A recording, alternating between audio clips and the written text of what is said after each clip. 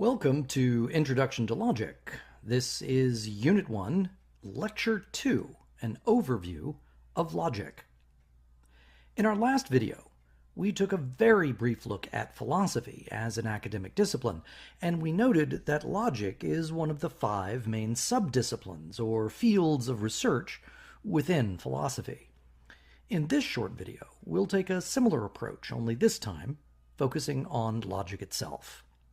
We'll begin by distinguishing the 2 main branches of logic, and then we'll conclude with an absurdly brief overview of the history of logic. The term for our investigation, logic, is derived from the ancient Greek term logike, which itself derives from logos, which ranges in meaning from computation to speech to explanation or argument, depending upon the context in which it was used.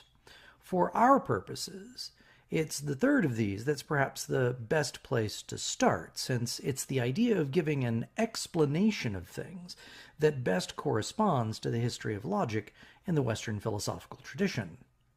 There are, of course, lots of different kinds of explanations, and we'll come back to this point a bit later. But logic has come to denote a particular kind of explanation, one that is defined or governed by reason. As such, it carries with it the explicit idea of being systematic, complete, and firmly fixed, as opposed to being merely a matter of opinion. For a philosopher to give a logos is to give an argument, a linguistic expression of rational thought. So to get us started on our journey, we'll adopt this as a working definition of logic: the systematic investigation of argumentation.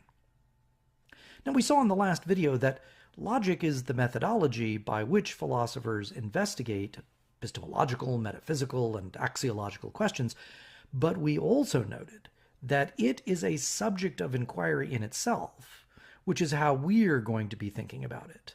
As such, we should identify 3 central questions that logic seeks to answer. First, what exactly is an argument? Second, how do arguments work? And third, under what conditions do arguments fail? Now, the latter questions depend upon a clear answer to the first, and our entire next video is dedicated to answering that question. So for now, let's just say that an argument is an explanation of things governed by the rules of reason. Or, taking the via negativa instead, we could say that an argument is not a quarrel. Though disagreement very often provides the context for arguments, an argument does not require disagreement.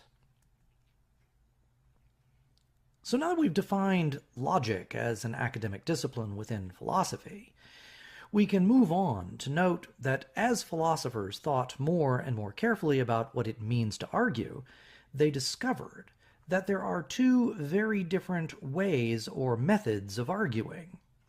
Aristotle, the last of the great classical philosophers, seems to have been the first to clarify this distinction into what we now call formal and informal logic. We can easily understand this distinction by thinking literally about those terms. Formal logic deals with systems of rational thought, which are defined by the morphology, the shape, the form that the argument takes. Informal logic, on the other hand, is the system of rational thought which is independent of the actual form of the arguments within it. In simpler terms, in the informal branch of logic, also known as induction, what we are looking for is not what the argument looks like. The form of the argument is irrelevant to whether or not the argument is going to be successful. Rather, success in induction is determined by the type, amount, and clarity of evidence which is provided as support for the thesis. Inductive arguments are the type we use most often in our day-to-day thinking, and indeed in the vast majority of academic disciplines. For example, when we make a prediction about the future based on our past observations, we are arguing inductively. we conclude that some future event will occur because of the patterns that we have noticed arising from our previous observations.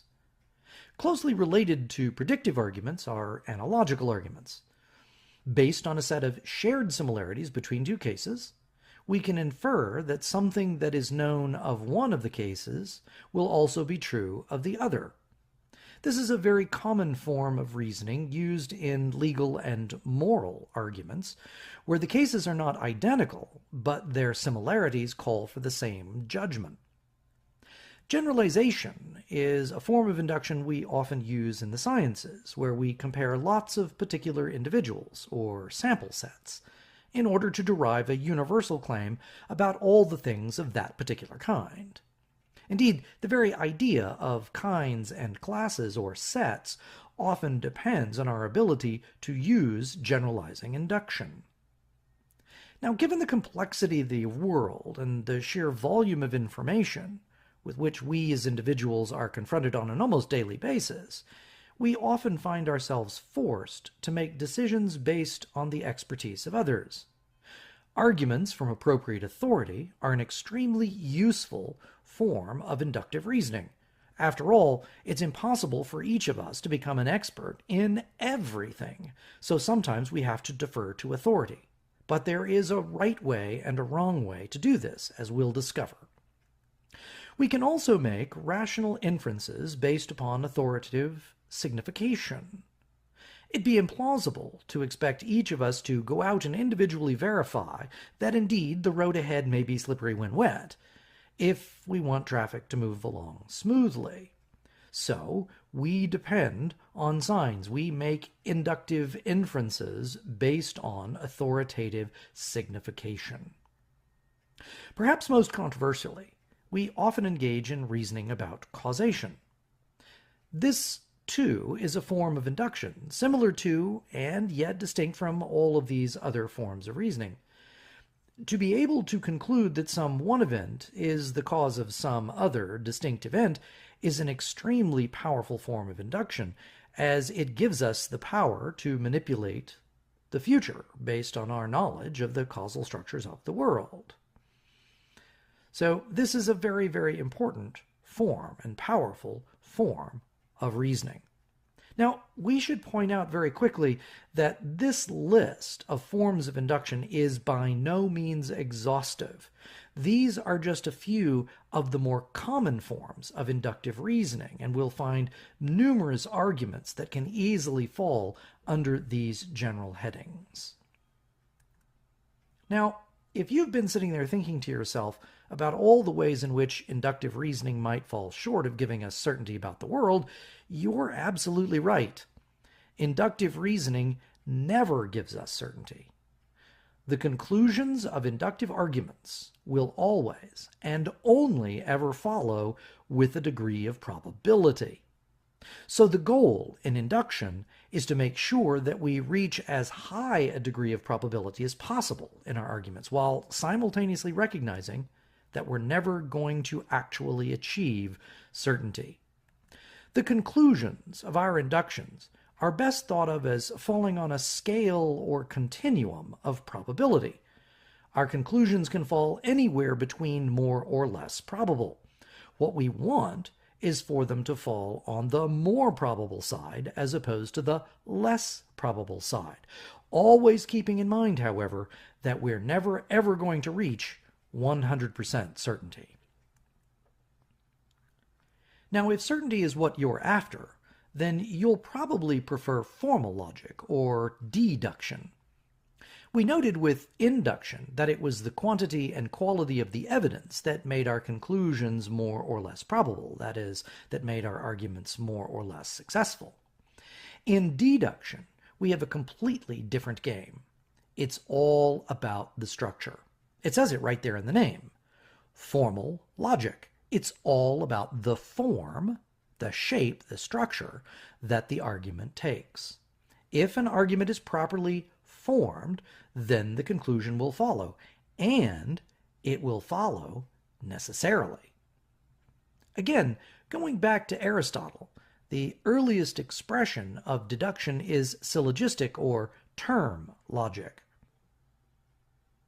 Noting that statements are composed of two parts, a subject term and a predicate term, Aristotle discovered a set of logical relationships that allow us to put statements together to make inferences that, if we put them in the proper form, would always yield necessary results.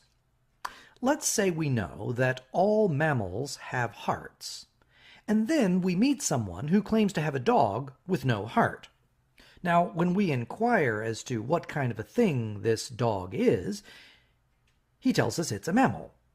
Well, we would know with absolute certainty that the assertion that there is a dog without a heart must be false, since a dog is a member of the mammal family, and we've already determined that all mammals have hearts. Similarly, if I believe that all swans are white, but then someone discovers a black swan, it's necessarily the case that my belief was wrong. It's impossible that all swans are white and that there's also at least one black swan. Those two statements can't both be true at the same time. In fact, as we'll define later on, they're contradictory. Aristotle's approach to deduction would go on to dominate Western philosophy until the 19th century. But there was another form of deductive logic which had been discovered not long after Aristotle in the Hellenistic period. Propositional logic was first discovered by the Stoics of Athens and articulated by Chrysippus, the third leader of the Stoic school in the 3rd century BCE. It seems to have disappeared during the Roman period and wasn't rediscovered again until the Middle Ages, and it wouldn't really become widely used until the late 19th century. Propositional logic focuses on a set of defined logical relationships between simple propositions, which allows for the development of theorems, which allow for complex logical demonstrations. In a way, it's not unlike geometry, except it deals with statements about the world instead of abstract geometrical entities. Predicate logic was discovered in the late 19th century and was further developed in the 20th century. It's a system of logic that focuses on the nature of quantification of ordinary things. There's also, of course, modal logic, which became very popular and was completely systematized in the 20th century. It is a formal deductive system focusing on the modality of things, or the ways in which they exist. For example, what's the logical difference between something that does exist versus something that must exist? Modal logic gives us a formal deductive way of dealing with the differences between potentiality, contingency, and necessity. Regardless of which system of deduction one is using, it will always be true that the deductive method of logic yields necessary conclusions. This, of course, can be extremely useful. Imagine that your calculator operated on inductive logic instead of on the deductive logic that controls it. When you entered 2 plus 2 and hit return, you might or might not get the right answer, because induction only gives you probable conclusions. The usefulness of something like a calculator depends on the system of reasoning that provides absolute certainty, and this is exactly what formal logic or deduction gives us. So, the most fundamental thing to learn about the difference between informal and formal logic is that the former only gives us probable conclusions, while the latter always provides certainty. Given that, you might wonder why we don't always use deduction, or why not always go for certainty. The answer is a little bit complicated, and hopefully it's going to become clearer as we go throughout our investigation of logic. But for now, let's just say that deduction doesn't always apply. It might be helpful to think of formal and informal logic as two different games that have different sets of rules. If you're playing football, you can't score a home run. So if you want to play a game where you can get a home run, then you can't play football. The same is going to be true in logic, the difference between deduction and induction. Induction gives us probability, while deduction provides us with certainty. But we can't apply both of those logical games to every kind of question. Now, I want to conclude this video by taking a very brief look at the historical development of logic. So far as we know, logic is primarily a human phenomenon. Now, it certainly may be that other creatures have the capacity for logical thinking. We just aren't capable of communicating with them effectively enough to find out. But what's really interesting is that human beings, that is, Homo sapiens sapiens, haven't always used logic to think about the world either. So a quick look into how it came about is in order. Now, current anthropological research conservatively places the emergence of Homo sapiens sapiens, modern human beings, sometime around 200,000 years ago. And for 99% of all of human history, we lived in small extended kinship groups as hunter-gatherers. Then, about 100,000 years ago, we went through a radical revolution. Starting in the Fertile Crescent, then spreading to every part of the world, we became agriculturalists. Now, the significance of this change in lifestyle cannot be overestimated. Human culture, as we understand it today, would be utterly impossible had it not been for the agricultural revolution. Almost everything about how we live in and interact with the world was fundamentally altered. But there was one thing that didn't change with the agricultural revolution, and that was how we understood the world, how we explained the world. For almost all of human history, we understood and explained the world around us through the vehicle of narrative or story. The mythological worldview held that the universe around us was caused and controlled by beings that were beyond our full comprehension.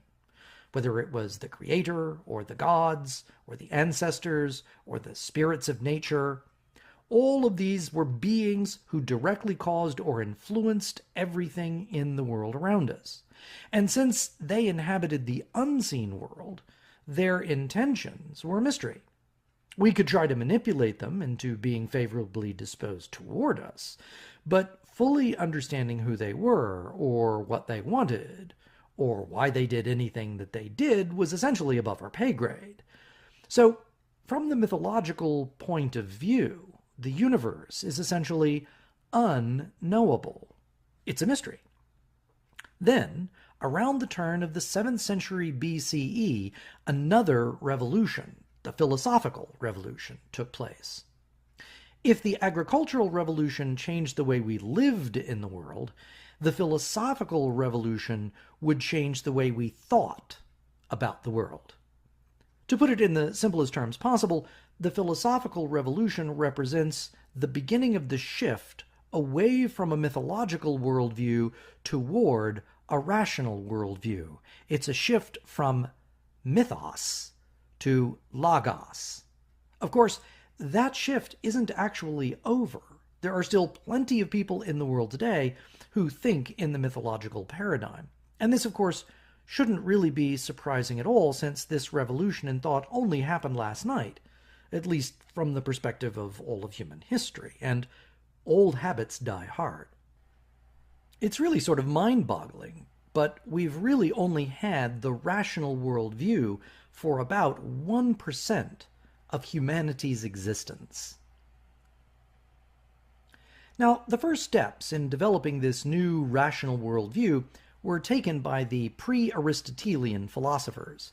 The Ionian nature philosophers like Thales, Anaximenes, Anaximander adopted a reductivist approach to understanding the cosmos, believing that there must be some single original substance from which everything else evolved.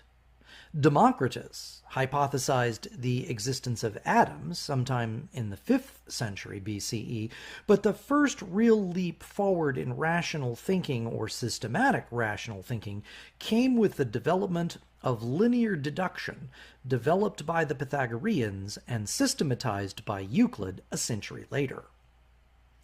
Other early philosophers employed the skill of reducing a belief to absurdity, and few as humorously as Xenophanes, who noted that if animals could make images of the gods, they'd give them zoomorphic qualities, so Homer's attribution of anthropomorphic qualities must be equally ridiculous.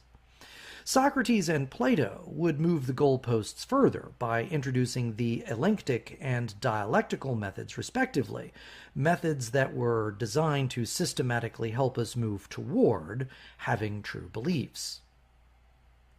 But it was Aristotle who first explored logic itself in a systematic fashion.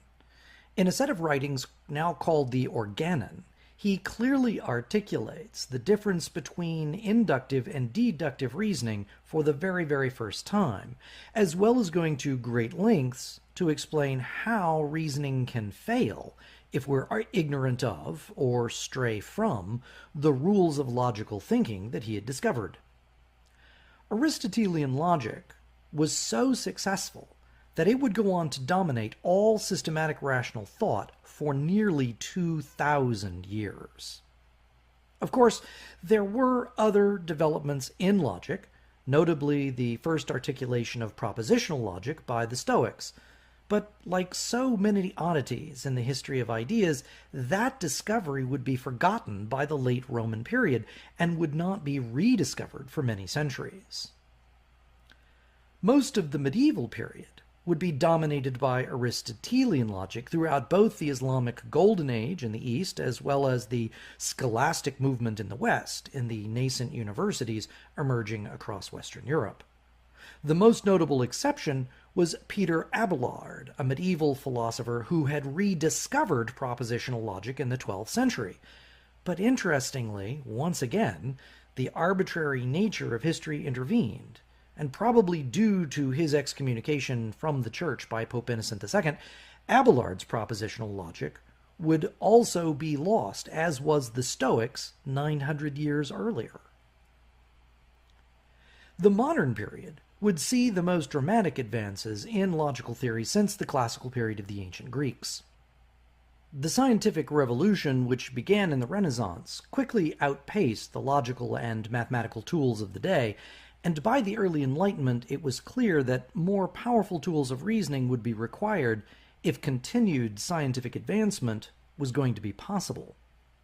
Descartes' introduction of methodological skepticism marked the first serious blow to the Aristotelian scholasticism which had become entrenched in European universities over the previous 3 centuries. But it was the work of Gottfried Leibniz, a generation after Descartes, that marks an entirely new beginning for systematic rational thought in the West.